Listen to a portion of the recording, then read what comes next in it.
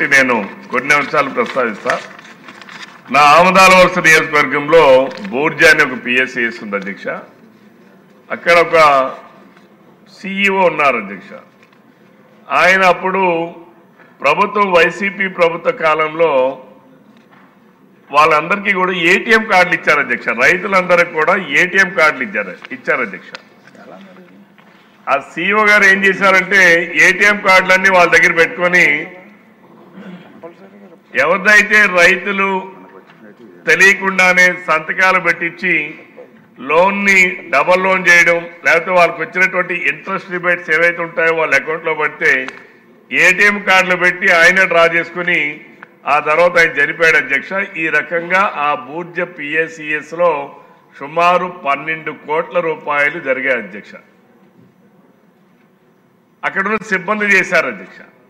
ఈరోజు రైతులకి నోటీసులు ఇస్తున్నారు అధ్యక్ష. నా దృష్టికి వచ్చిన తర్వాత నేను ఒకసారి వారు పిలిచి మాట్లాడితే రైతులకి నోటీసులు ఇస్తున్నారు అధ్యక్ష. నువ్వు 60,000ది నువ్వు 1,00,000 కట్టాలి, 2 లక్షలు కట్టాలి అని చెప్పి.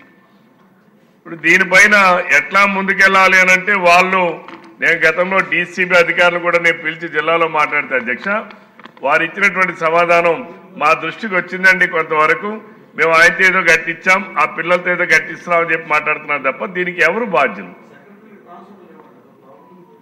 ఇది ఒక ప్రాబ్లం ఉంది అధ్యక్ష. నేను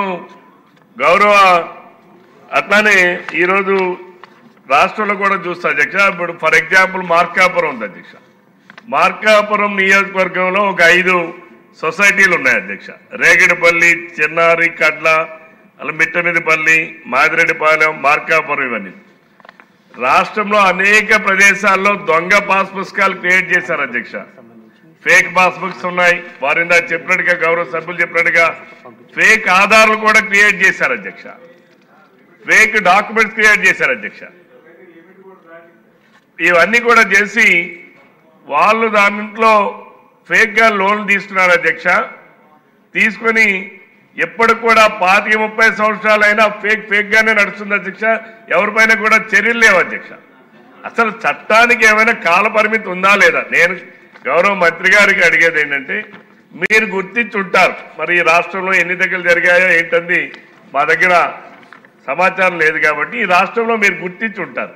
దానికి కాల పరిమితి ఉంటుంది. దీనికి స్టాట్యూటరీ పీరియడ్గా కోఆపరేటివ్ యాక్ట్ ప్రకారం 1964 యాక్ట్ ప్రకారం ఉంటుంది. మీరు ఎంతవరకు రికవరీ చేశారు? ఇది ఎందుకనంటే అధ్యక్ష, నెక్స్ట్ ప్రాబ్లం ఏంటంటే ఇప్పుడు ఇందా వారు చెప్పారు అధ్యక్ష, ఇప్పుడు వచ్చేవాడు ఉన్నటువంటి వాళ్ళు మాకెందుకులే అని చెప్పి చేసే పరిస్థితులు కూడా లేవు అధ్యక్ష. కాబట్టి ఇంతవరకు మీరు ఎంత రికవరీ చేశారు, ఎంతమంది మీద చర్యలు తీసుకున్నారు?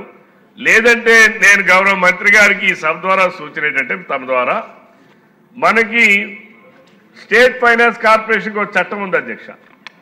వాళ్ళు ఎవరైనా ఫైనాన్స్ కార్పొరేషన్లో అప్పు తీసుకుంటే వాడు కట్టకపోతే ఇమీడియట్గా వాడు ఆస్తిని అటాచ్ చేసుకునే అధికారం వాళ్ళకు ఉంది అధ్యక్ష. బహుశా ఆ చట్టం, ఆ అధికారం ఈ సొసైటీస్లో లేదనుకుంటారు అధ్యక్ష. అటువంటి చట్టాన్ని ఏమైనా తీసుకొచ్చి ఈ కోఆపరేటివ్ చట్టాన్ని ఇంకా పటిష్టం చేయాల్సినటువంటి అవసరం, అంటే ఈ బోగస్ కానీ ఈ ఫేక్ డాక్యుమెంట్స్ పెట్టి క్రియేట్ చేయడం కానీ ఇటువంటి అవకతవకలు ఎవరు సిబ్బంది చేసినా, రైతులు చేసినా, రైతుల పేరు చెప్పి ఎవరైనా ఎంక్వైరీ చేసినా ఫ్రాడ్లెంట్ ఫెలోస్ వాటిపైన యాక్షన్ తీసుకునే దానికి, అటాచ్మెంట్కి వెళ్ళేదానికి చట్టాన్ని ఏమైనా మార్పులు చేయడానికి అవకాశం ఉందా? అది గౌరవ మంత్రి గారు చెప్పాలని చెప్పి నేను కోరుతా ఉన్నాను అధ్యక్ష. దూలిపాల నరేంద్ర గారు.